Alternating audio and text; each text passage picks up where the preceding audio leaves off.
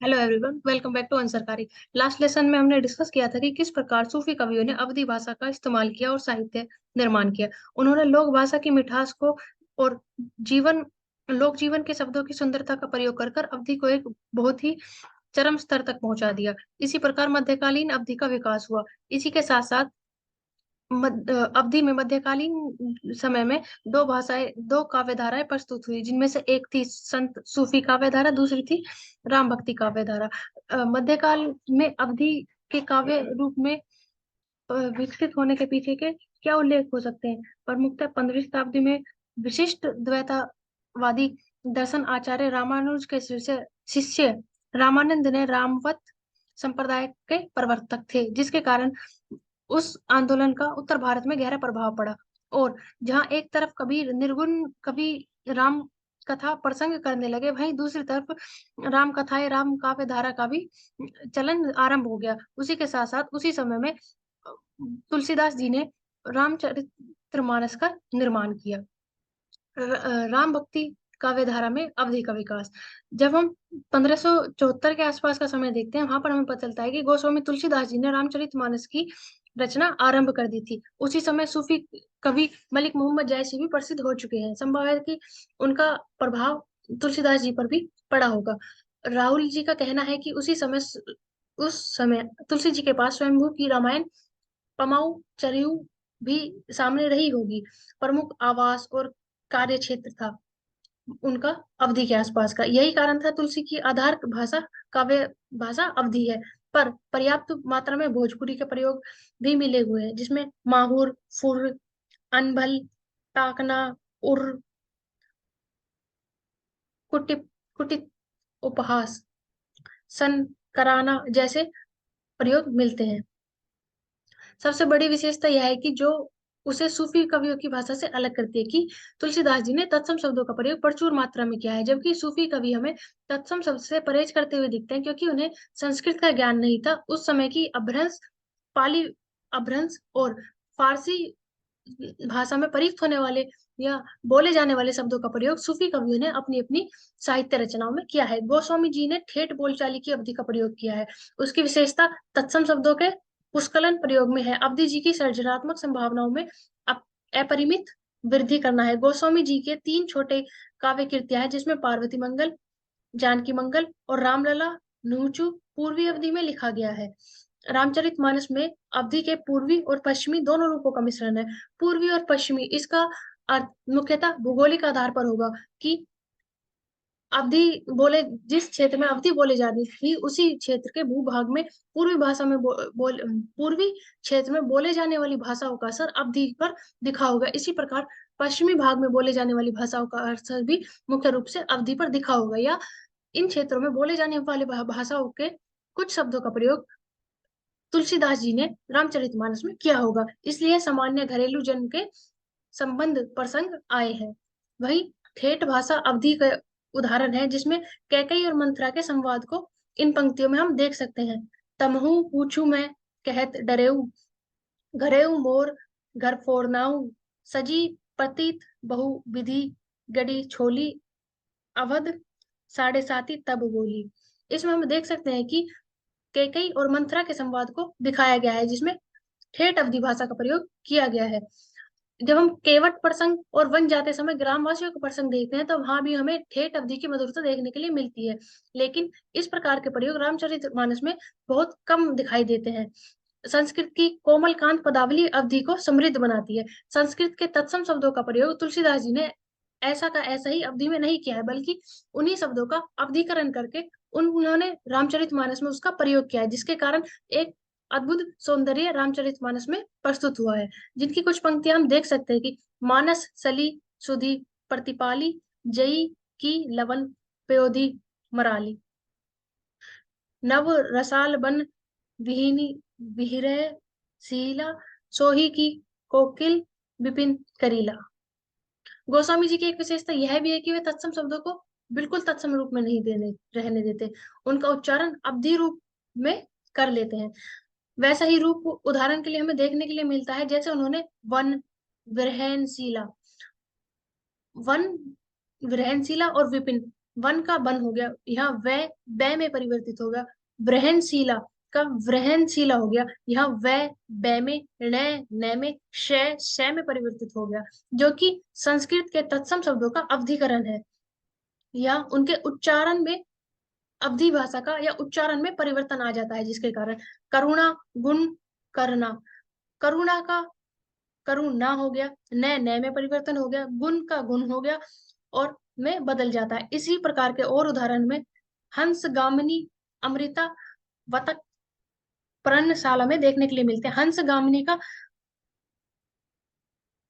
हसंग वाणी में वै में परिवर्तित हो गया, जब वै संस्कृत का वै अवधि के वै में परिवर्तित हो जाता है, और उसी प्रकार संस्कृत का मैं अवधि के वै में परिवर्तित कर दिया। अमृता का अम्मीय, वत्कल का बलकल, और पर्णशाला का पर्णशाला में परिवर्तित रूप ग्रहण कर देता है। इसी प्रकार गोस्वामी जी ने अधिकांश तत्सम शब्दों का अवधिकरण कर दिया है, जिससे वे बेमेल प्रतीत नहीं होते। इसके फलस्वरूप एक अर्थ ही विभिन्न छायाओं का अभिव्यक्त करने वाला पर्याय बन जाता है। पर्याय मतलब समान, एक ही अर्थ को व्यक्त करने के लिए अलग अलग शब्दों का प्रयोग देखने के लिए मिलता है, जिसका उदाहरण हम देख सकते हैं। सिहई बलि को तकेउ धनु कैसो, चितप गरुड़ लघु व्यही जैसा। जब सीता जी ने श्री राम को देखा तो उन्होंने उन्हें अपना आराध्य मान लिया। इसी प्रकार राम जी ने जब सीता जी को देखा और उसके पश्चात उन्होंने धनुष को इस प्रकार देखा जैसे कोई गरुड़ सांप को देखता है। यहाँ देखने शब्द के लिए तीन अलग अलग अर्थ छायों का प्रयोग किया गया है, जिसे हम कह सकते हैं कि प्रयोग समान शब्दों का इस इतना सुंदर प्रयोग तद्भव शब्दों में संभव नहीं था। यह गोस्वामी जी की भाषा में सर्वत्र है। जो ध्वनि सौंदर्य दिखाई देता है वह भी तत्सम शब्दों का प्रयोग के कारण ही संभव है। जैसे जन मन मंजू मकुर मल हरनी, कीनी तिलह गुण गन बस करनी, श्री गुरुपद नख मगनी ज्योति, सुमिरत दिव्य दृष्टि है होती। यहाँ जो ध्वनि सौंदर्य उत्पन्न होता है, जन मन मजु मकर, जय जय जय मैं त्रिकारण, और दृष्टि दिव्य है होती, ये सौंदर्य सिर्फ तुलसीदास जी के तत्सम शब्दों के प्रयोग के कारण ही संभव हो पाया है। जब हम मिठास की बात की जाए तो संत जब हम मिठास की बात करते हैं तो सूफी कवियों की साहित्य का वर्णन होता है, क्योंकि उनके साहित्य में अत्यधिक मिठास मिलती है। पर यहाँ जब हम शुक्ल जी का लिखा हुआ देखते हैं तो इसका कारण यह है कि जायसी की पहुंच अवधि के प्रचलित लोक भाषा के भीतर तक माधुर्य स्रोत तक ही थी। पर जब हम गोस्वामी की बात करते हैं तो उन्होंने उन्हें संस्कृत अभ्रंश अवधि के साथ साथ अपने समय की अन्य भाषाओं का ज्ञान भी था, जिसके कारण उनकी परिपक्वता चाशनी के भंडारण तक पूरी तरह पहुंच गई। इसी प्रकार गोस्वामी जी को जनजीवन में प्रचलित स्वाभाविक अवधि और तत्सम अवधि से पदावली से संबंधित साहित्य अवधि दोनों में समान रूप से अधिकार था। इसका फल यह हुआ कि गोस्वामी जी की भाषा को एक उल्लेखनीय विशेषता भाषा की सफाई और वाक्य वैचित्र्य की निर्दोष पूर्णता है। उनका वाक्य कहीं भी शैथिल्य नहीं है, शैथिल्य मतलब ढीला ढाला नहीं है, और केवल पाद पूर्त्यार्थ रखने के लिए शब्द न के बराबर है, कि सिर्फ लिखने के लिए लिख दिए हैं। इस प्रकार के शब्दों तुलसीदास जी की रामचरितमानस में नहीं मिलते। भाषा नितांत गठा हुआ है और सुव्यवस्थित है। एक प्रकार जनी हुई बात यह है कि गोस्वामी जी के वाल्मीकि रामायण, आध्यात्मिक रामायण, महारामायण, हनुमान नाटक, राघव नाटक इत्यादि अनेक ग्रंथों से सामग्री ली है। यहाँ तक कि प्रचलित संस्कृत कवियों की उक्तियों का भी ज्यो का त्यों प्रयोग किया है, पर वो उक्तियां इस प्रकार परिवर्तित करके इस्तेमाल की गई है कि उनका यही अनुवादित किया गया रूप पता ही नहीं चलता कि इनको अवधि भाषा में परिवर्तित किया गया है। उन उक्तियों को और भी व्यंजक बना दिया गया है। इसी प्रकार गोस्वामी जी ने अवधि को काव्य भाषा के ऐसे स्तर पर ला खड़ा कर दिया जिससे आगे ले जाने की कोई गुंजाइश दूसरे कवियों के लिए रही ही नहीं है। यह कहने की आवश्यकता नहीं है कि गोस्वामी जी की भाषा सृजनात्मक दृष्टि से कितनी संपन्न और परिपूर्ण है। इसी दृष्टि से वो हिंदी के सर्वश्रेष्ठ कवि हैं। शुक्ल जी ने बताया है कि उन्होंने अपने पूर्व प्रचलित प्राय सभी काव्य शैलियों को अवधि और ब्रज भाषा में ढाल दिया। अपभ्रंश की कड़वक शैली और जायसी आदि सूफी कवियों की चौपाई दोहे वाली पद्धति को उन्होंने बिल्कुल नया रूप दे दिया और रचना कौशल, प्रबंध पटुता, सहृदयता, कथा के मार्मिक स्थलों की योजना आदि के समाहरण तथा कथा काव्य के आवेगों के उचित समीकरण से उन्होंने रामचरितमानस को संसार का सर्वश्रेष्ठ काव्य की पंक्ति में बैठा दिया है। काव्य का बहुत ही स्वाभाविक, गंभीर और उदात्त रूप गोस्वामी जी की वाणी से निस्तृत हुआ है। सुकुल जी ने लिखा है कि तुलसी जी की गंभीर वाणी शब्दों की कलाबाजी, उक्तियों की झूठी तड़क भड़क और खेलवाड़ी में नहीं उलझती है। वह श्रोता या पाठकों को ऐसी भूमि पर ले जाकर खड़ा कर देती है, करने में अग्रसर रहती है, जहां से जीत जीते और क्रियात्मक सत्ता के बीच भगवान की भव्य मूर्ति की झलक मिलती है। गोस्वामी जी ने अपने काव्य को अभिव्यंजना संगीत में बनाने के लिए अलंकारों का खूब प्रयोग किया है। सुकुल जी ने कहा है कि सुकुल जी ने तुलसीदास जी को अनुप्रास का बादशाह कहा है, किंतु श्रेष्ठ, यमक, परिसंख्यक इत्यादि और चमत्कार पैदा करने वाले अलंकारों में भी उन्होंने रुचि नहीं दिखाई है। उत्कृष्टता गोस्वामी जी की भाषा में का स्वभाव नहीं है, पर कहीं कहीं पर समास पद्धति और दीर्घ सागर रूपक अलंकारों की योजना के कारण उनकी भाषा में उत्कृष्टता आ गई है। नए नए उपमानों की तुलना की योजना तुलसीदास जी की प्रतिकृष्ट की सूक्ष्मता और सूझबूझ का पता देती है। बाहरी दृश्यों के विधान से गोस्वामी जी ने अपने सूक्ष्म निरीक्षक शक्ति, सहृदयता, परिमार्जिता रूप को बिंब निर्माण की क्षमता का परिचय दिया है। इसी प्रकार मार्मिक स्पर्शी उक्ति वैचित्र्य का प्रचुर गोस्वामी जी की भाषा को अत्यंत प्रभावशाली बना देता है। कहीं कहा जा सकता है कि स्वयं गोस्वामी तुलसीदास जी ने राम काव्य के लिए अवधी और ब्रज दोनों भाषा का उपयोग किया था।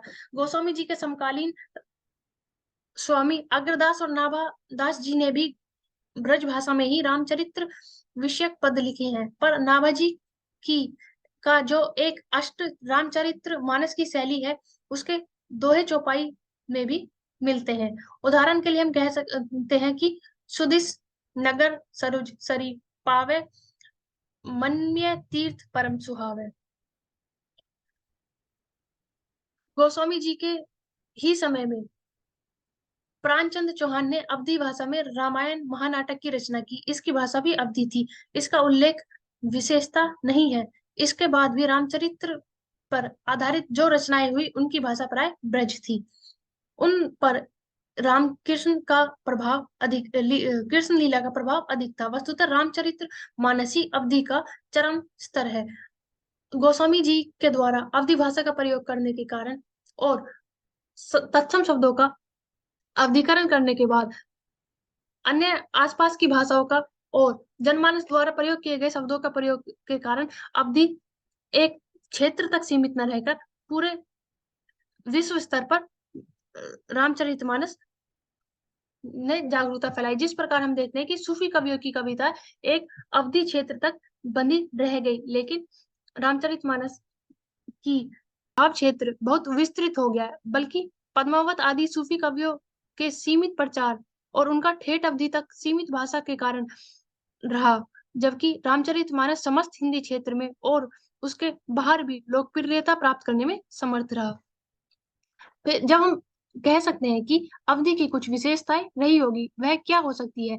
अवधि की सबसे अधिक विशेषता यह थी कि यह ब्रज भाषा की तरह अत्यंत कोमल और संगीत में बोली नहीं थी, ना ही खड़ी बोली की तरह अत्यंत कठोर थी। यह मूल रूप से गीत की तीव्रता कम और ठहराव अधिक था। यही स्वभाव अवधि से मर्यादित और औदित्य की धारणा उत्पन्न करता है, क्योंकि यह राम जन्मभूमि के आसपास का भाषा भी थी। इसका एक कारण यह भी हो सकता है, अवधि के लचीलापन इसका दूसरा बड़ा गुण था। इसका अर्थ यह है कि अवधि भाषा के शब्दों को आसानी से आत्मसात कर पाती थी और तत्सम के शब्दों को अवधिकरण कर कर अपने अंदर समाहित करने का रूपांतर अवधि के शब्दों में हो गया था। उसके अलावा अवधि में ठहराव और बांधने की क्षमता थी। प्रबंध काव्यों के लिए अवधि एक सहज भाषा बन गई थी।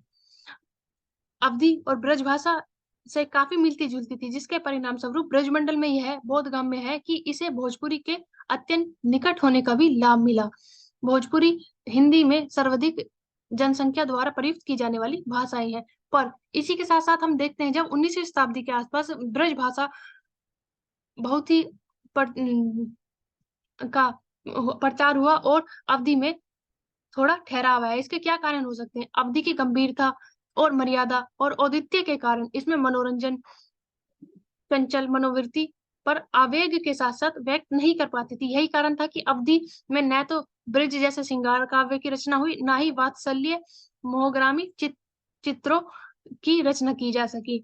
मध्यकाल में वह आधुनिक जीवन के तमाम जटिलताओं और प्रतिदिन बदलते हुए समाज की प्रवृत्तियों को चित्रित करने में सक्षम नहीं थी। यही कारण था कि 19वीं शताब्दी तक आते हुए अवधि भाषा होते हुए भी बोली में परिवर्तित हो गई और खड़ी बोली बोली होने के बावजूद भी भाषा में परिवर्तित हो गई। अवधि मुक्तक वाली तेजी उसमें नहीं थी। तुलसीदास जी ने समानता मुक्तकों के लिए ब्रज भाषा का प्रयोग किया है, जिसके लिए चंचलता, तीव्रता, समाहार, समता और कल्यात्मक प्रयोग की क्षमता होती है, जो कि अवधि के अंदर नहीं थी। यही कारण था कि अवधि 19वीं शताब्दी तक आते आते साहित्य में कब प्रयोग होने लगी और भाषा से बोली में परिवर्तित हो गई। अगर हम अवधि के उत्पत्ति की देखें तो अवधि अर्धमगधी अपभ्रंश से विकसित हुई एक पूर्वी उपभाषा के रूप में जानी जाती है, भौगोलिक रूप में। और अवधि में सूफी और राम काव्य धारा के रूप में दो मुख्य धाराओं का उत्पत्ति हुई थी। अगली क्लास में हम डिस्कस करेंगे कि किस प्रकार अवधि की व्याकरण सूफी कवियों में और राम भक्ति धारा में अलग अलग थी, या किस प्रकार अवधि की व्याकरण का निर्माण हुआ। Thank you for watching. Like, share and subscribe to अंशरकारी।